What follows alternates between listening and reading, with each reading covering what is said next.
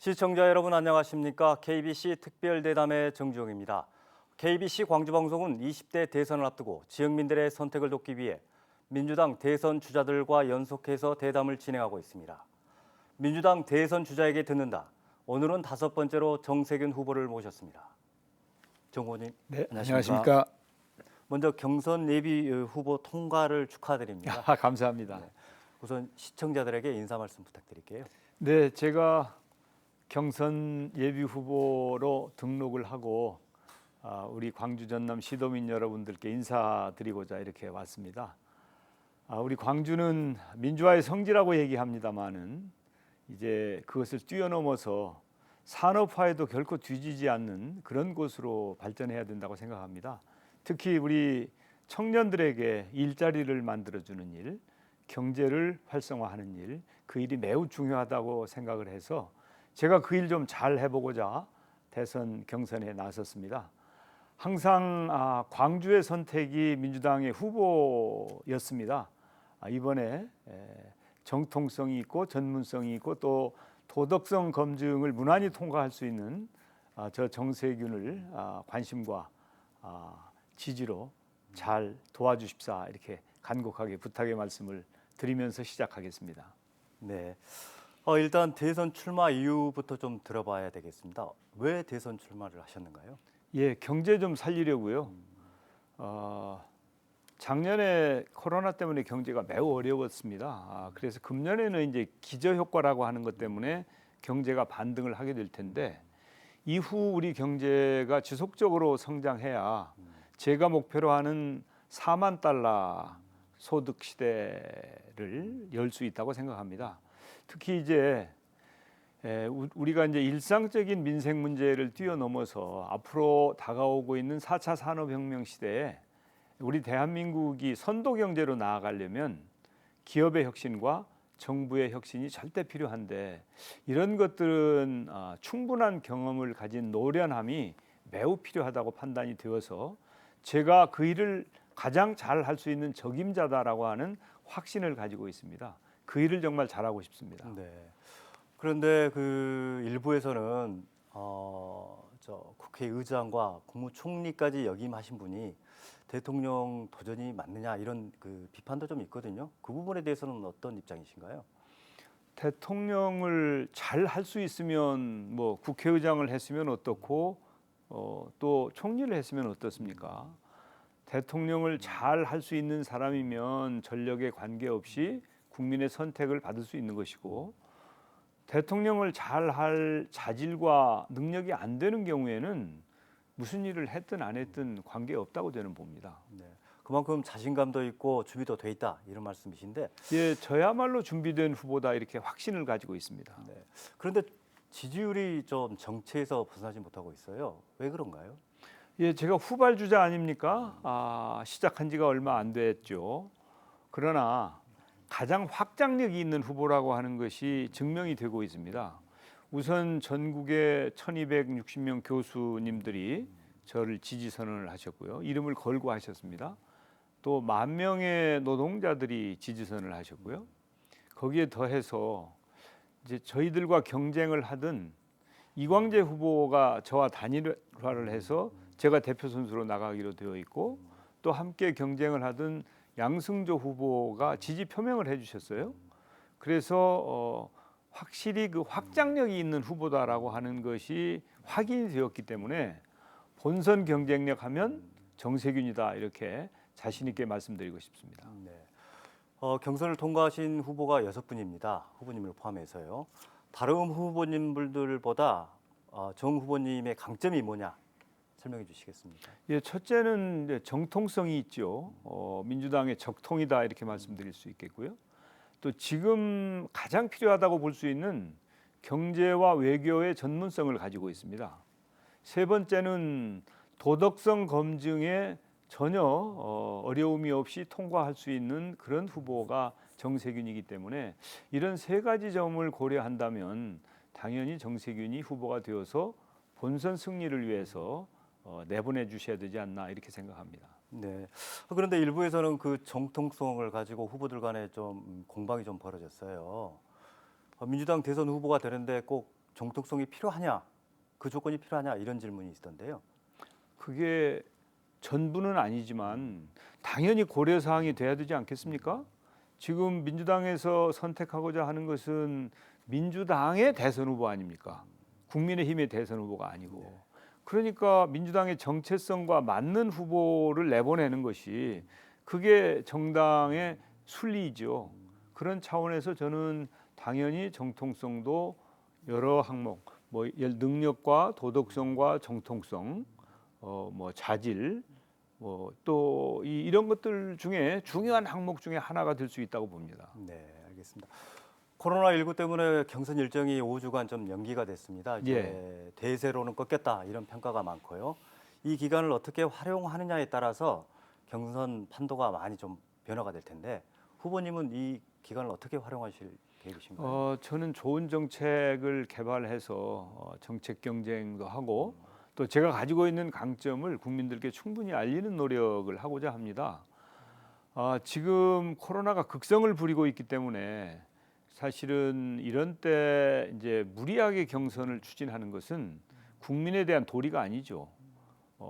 집권 여당은 정부의 방역 노력에 적극 협력을 해야 됩니다. 그런 차원에서 적절한 조치였다 이렇게 저는 평가합니다. 네, 알겠습니다.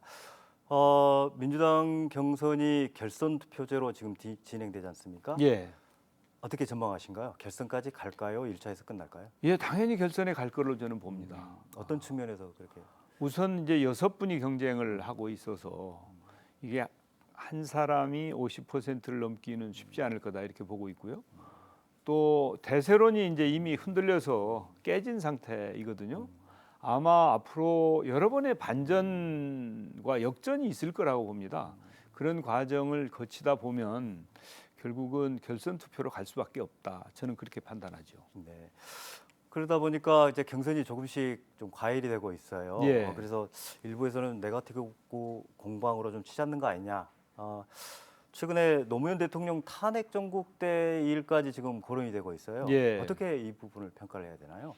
예, 저는 요 며칠 동안 광주 전남에서 머무르면서 많은 소통을 했습니다.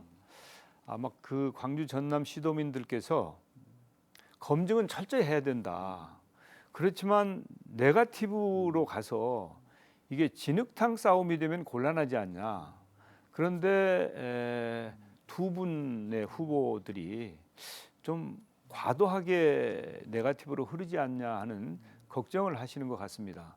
저도 검증은 철저히 하되 진흙탕 싸움으로 가서는 안 된다 이렇게 생각을 합니다. 그리고 이제 과거 탄핵 시에 어떤 처신을 했느냐 하는 것은 그런 것은 이제 정통성과도 관계가 있기 때문에 따질 부분은 따져야 된다고 생각합니다만은 그런 부분도 음해성이 되어서는 안 되고 정확하게 사실을 따지고 확인해보는 그런 노력 정도가 적절한 수준이 아닌가 봅니다. 네, 알겠습니다. 최근에 우리 지역에 머물면서 많은 이야기들을 좀 들으셨다고 하니까요. 호남 민심 이번에는 어떤 선택을 좀 해야 된다 이렇게 말씀하시고 싶은가요? 예, 역시 항상 호남에서는 본선 경쟁력이 있는 후보를 선택을 하셨습니다. 그렇다고 아무나 선택을 한 것은 아니고 정통성도 있으면서 능력과 자질이 괜찮고 또 바르게 살아온 분들을 선택하셨다고 봅니다. 이제 노무현 대통령을 선택한 것도 그렇고 또 문재인 대통령을 선택한 것도 그런 선상에서 이루어졌다고 보기 때문에 아마 시간이 흐를수록 인기 위주의 그런 것을 이제 넘어서 진짜 누가 실력이 있는가 그리고 대통령을 맡겼을 때 잘 하겠는가 잘 못하겠는가 이런 부분까지 자세하게 들여다보면서 선택을 할 것이고 특히 아마 광주 전남 시도민들이 중요하게 생각하실 일은 이 사람을 본선에 내보냈을 때 잘 통과하겠는가 혹시 거기서 또 무슨 문제가 불거져서 어려움을 겪지는 않겠는가 이런 부분까지 세밀하게 검증하실 거라고 저는 봅니다. 네. 문재인 정부에서 총리직을 역임을 하셨지 않습니까? 예. 그런데 이번 정부에서 기관장을 맡았던 분들이 여러분이 출마를 하고 계셔요. 특히 예. 야권으로 출마하고 계시는데 이 부분에 대해서는 어떻게 평가를 하고 계신가요? 예, 그분들이 참으로 온당치 않은 결정들을 하셨죠. 원래 검찰총장도 그렇고 감사원장도 그렇고 이 두 자리는 임기가 보장된 자리입니다. 그래서 임기 중에는 대통령이 해임을 안 하시는 쪽으로 이렇게 노력을 해왔지 않습니까? 그런데 본인들이 하라고 하는 일은 제대로 하지 않다가 이제 자리를 그만두셨어요. 그리고 바로 정치로 직행을 했습니다.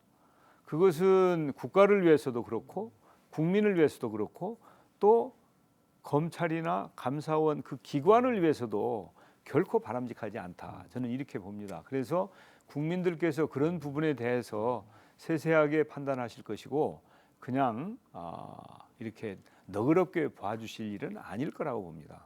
네. 그 중에 한 분이 윤석열 전 검찰총장이지 않습니까? 그분의 이제 부인 되시는 분의 논문 표절 의혹이 이제 불거지면서 예.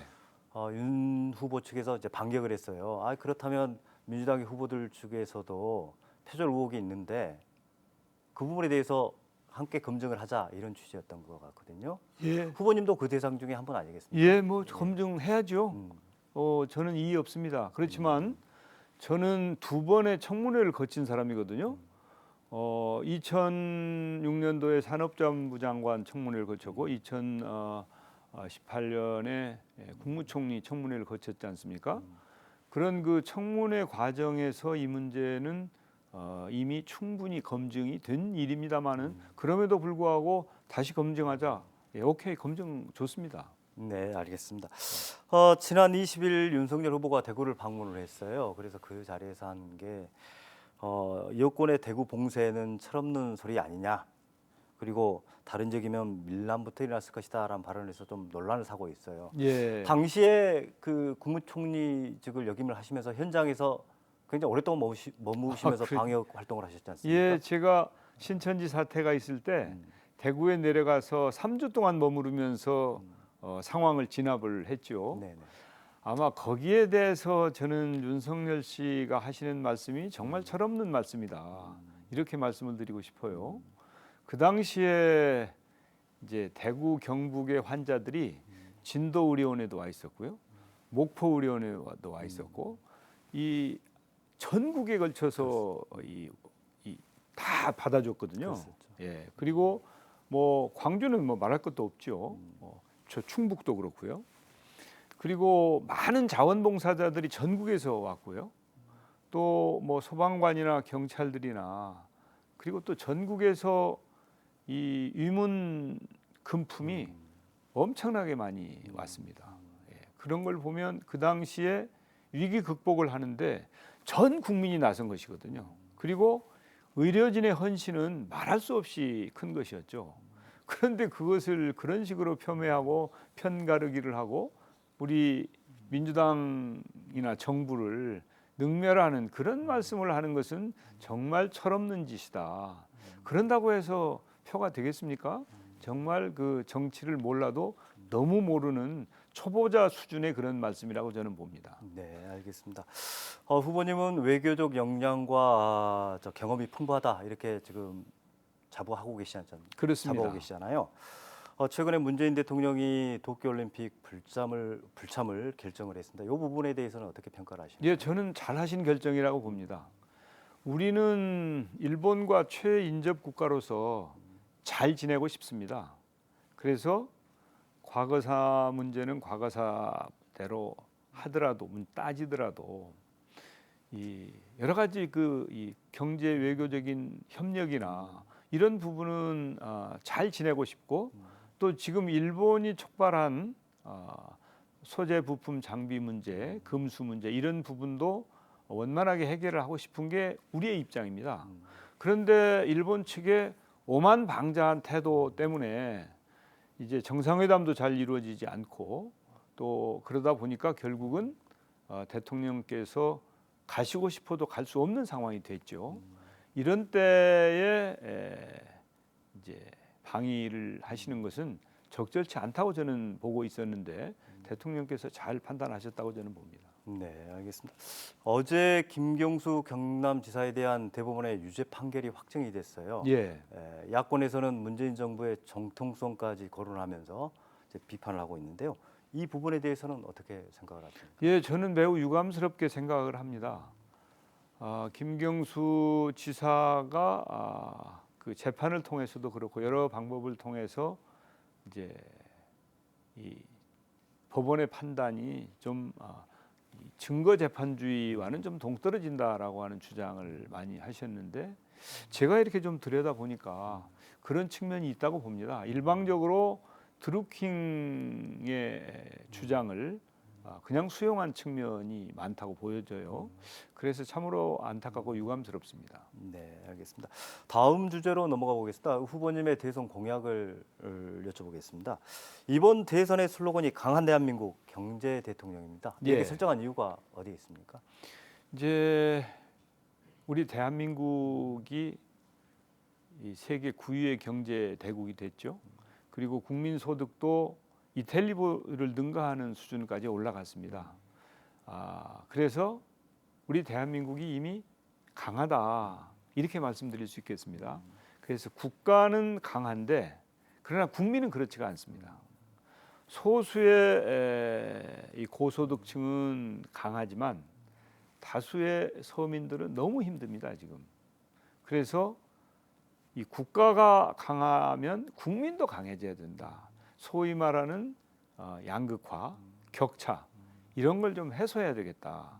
그게 이제 저의 판단이고요. 그러려면 그 중심이 경제다. 그래서 경제의 전문성이 있다고 하는 제가 그리고 또 통상 외교가 많이 중요한데 외교의 경험이 많은 제가 국민의 선택을 받으면 지금 우리 청년들에게 꿈과 희망을 줄 수 있고 기회도 보장할 수 있고 특히 일자리를 만들어 줄 수 있겠다. 그래서 그런 일들을 잘 하고자 제가 결심을 하게 된 겁니다. 네. 그래서 그런가요? 불평등 해소 방안으로 국민소득 4만 달러 시대를 주장을 하셨어요. 예. 어떻게 이걸 달성하실 계획이신가요? 이제 우선 양극화를 해소하면서 이 국가 균형 발전을 이루어야 되죠. 국가 균형 발전을 이루어서 지방도 활발하게 참여할 수 있어야 그래야 4만 달러 시대를 열어갈 수 있습니다. 지금 우리가 가지고 있는 잠재 성장률보다는 조금 더 의욕적으로 성장을 하면 5년 후에 4만 달러가 가능하다고 보고 있고 특히 이제 우리가 그 수출도 아주 잘 하고 있습니다.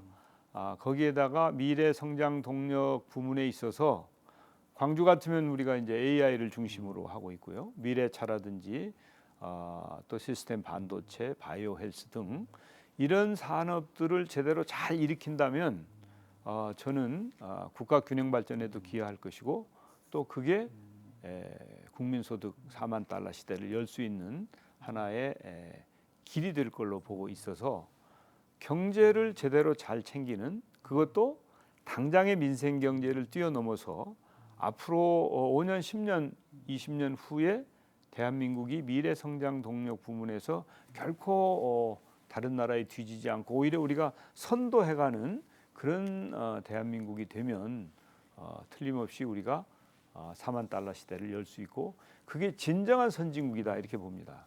최근에 웅크타트에서 대한민국을 선진국으로 분류했는데 경제 규모는 우리가 9위 정도 되는데 소득 수준은 20위도 훨씬 넘어요. 네. 그렇기 때문에 소득 수준을 향상시키는 것이 진짜 선진국에 진입하는 길이라고 봅니다. 네.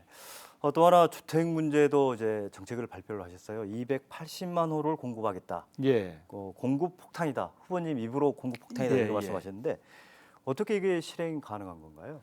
예, 저는 공공과 민간이 함께한다. 공공 부분에서 130만 호, 민간 부분에서 150만 호. 이게 경제라고 하는 게 민간이 제대로 그러니까 기업이 제대로 활동하지 않으면 그러면 경제가 활성화될 수 없습니다. 저는 이제 기업 출신으로서 그 내용을 너무 잘 알기 때문에 실물 경제가 활성화될 수 있도록 우리 기업인들이 신나게 기업 활동을 할 수 있는 그런 여건을 만들어주고 법과 제도를 만들어주자.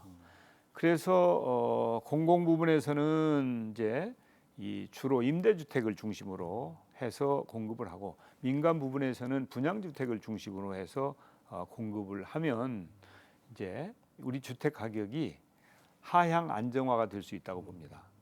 이게 지금 너무 높아요, 가격이.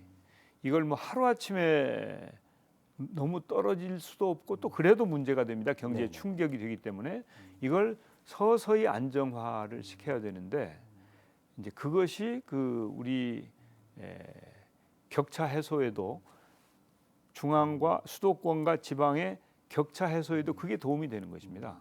자산 격차를 해소시킬 수 있으니까요. 그런 차원의 노력이 있으면 저는 이 부동산 문제 해결할 수 있다고 보는데 근본은 정부가 뭘 다 할 수 있다고 하는 생각을 하면 안 됩니다.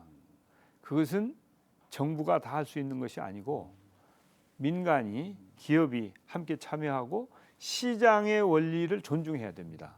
시장을 무시하고 주택 문제 절대 해결할 수 없거든요.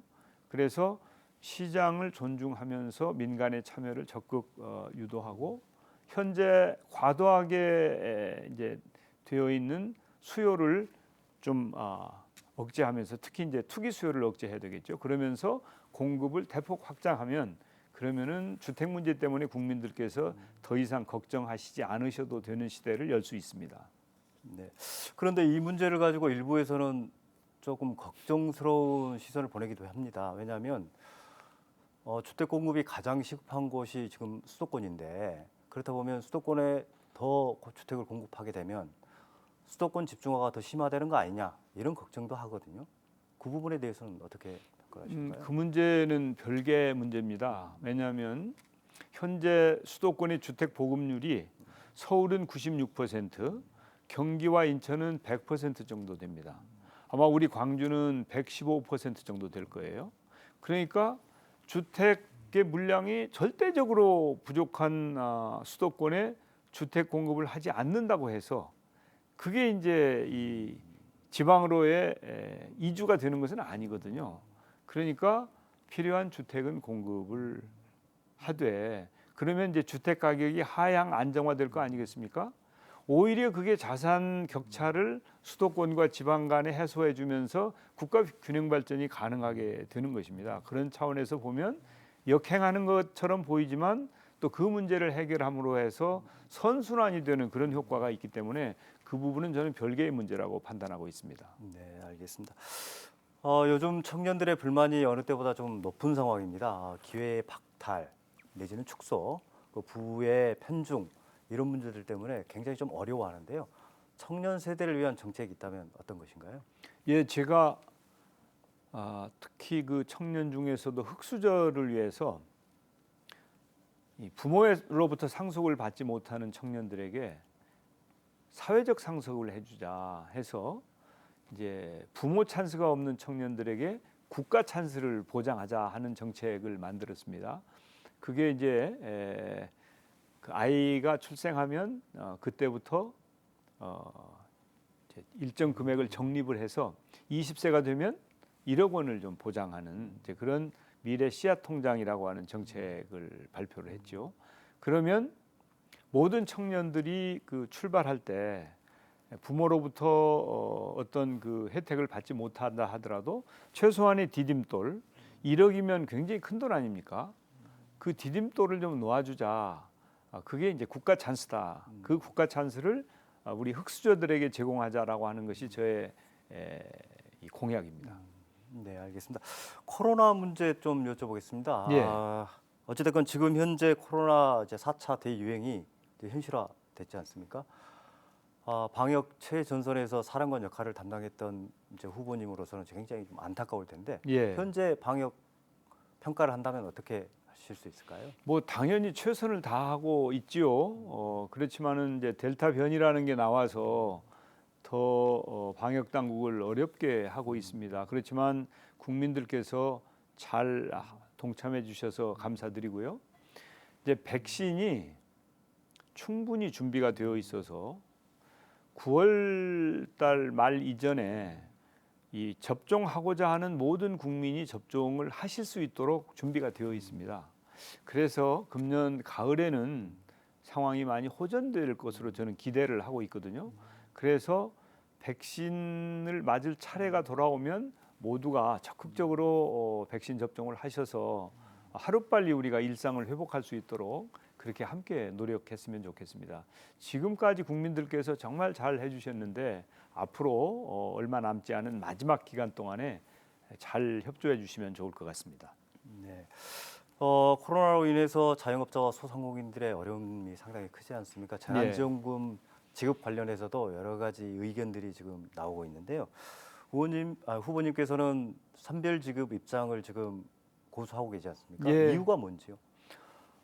재난지원금 제목이 재난지원금 아닙니까? 그러면 재난을 당한 분들한테 드려야 되는 거 아니에요? 이제 소득이 오히려 늘어난 분들도 있으시거든요. 그런 분들이 왜 재난지원금을 받아야 되죠? 그분들에게 드릴 재난지원금을 정말 어려운 분들한테 더 드려야 되는 거 아닙니까? 그게 재난지원금의 취지이죠. 그리고 고소득층에게 작은 지원금을 드린다고 해서 그분들이 꼭 필요한 것도 아니고 유용한 것도 아니고 소비가 늘어나는 것도 아니고 저는 너무 당연한 논란을 우리가 왜 하고 있는가. 재난지원금이기 때문에 재난을 당한 분들에게 더 두텁게 드리는 게 너무 당연한 일이다. 제가 이제 손실보상제를 주장을 해서 관철을 시켰습니다. 이제 앞으로는 국민들께서 정부가 일방적으로 시혜적으로 제공하는 재난지원금이 아니고 정부가 영업을 금지시켰거나 제한했을 때는 손실에 대해서 보상을 해야 되는 이제 그런 책임을 지우는 입법이 이루어졌습니다. 이제 제가 주장을 해가지고 된 것인데요. 아마 그 법이 지금은 시행령을 만들고 있는데 시행이 되면 국민들께서 특히 그 소상공인들이나 자영업자들께서 그 고통을 완화하는 그런 좋은 계기가 마련됐다고 저는 자부하고 있습니다. 네, 알겠습니다. 주어진 시간이 거의 다 된 것 같습니다. 마지막으로 우리 지역민들과 지지자분들에게 한 말씀 부탁드릴게요. 네, 시민 여러분 그리고 민주당을 지지하시고 또 당에 함께하고 계신 여러분, 우리 민주당의 경선에 관심과 성원을 가져주셔서 너무 감사합니다. 1차 그 국민선거인단이 70만 명 넘게 참여를 해주셨어요. 아마 민주당의 정권 재창출을 바라는 그런 시민들의 그리고 국민들의 참여가 아닐까 생각이 되어서 진심으로 감사를 드리면서 무거운 책임감을 느낍니다. 민주당의 후보는 본선 경쟁력이 있는 후보여야 됩니다. 그래야 정권 재창출이 가능합니다. 정통성이 있고 경제 전문성이 있고 외교의 경험이 있고 또 도덕성 문제 시비가 없는 저 정세균이 본선 경쟁력이 확실한 그리고 확장력이 있는 후보라고 저는 자신하고 있습니다. 저 정세균에게 관심과 성원을 보내주실 것을 간곡히 호소드립니다. 감사합니다. 네, 오늘 말씀 감사합니다. 앞으로도 선전 기대하겠습니다. 감사합니다. KBC 특별대담 민주당 대선 주자에게 듣는다. 오늘은 정세균 후보와 함께했습니다. 후보들 간 정책 공방이 갈수록 치열해지고 있습니다. 이번 대담이 지역민들의 판단에 도움이 되기를 기대합니다. KBC 특별대담 여기서 마치겠습니다. 시청자 여러분 감사합니다.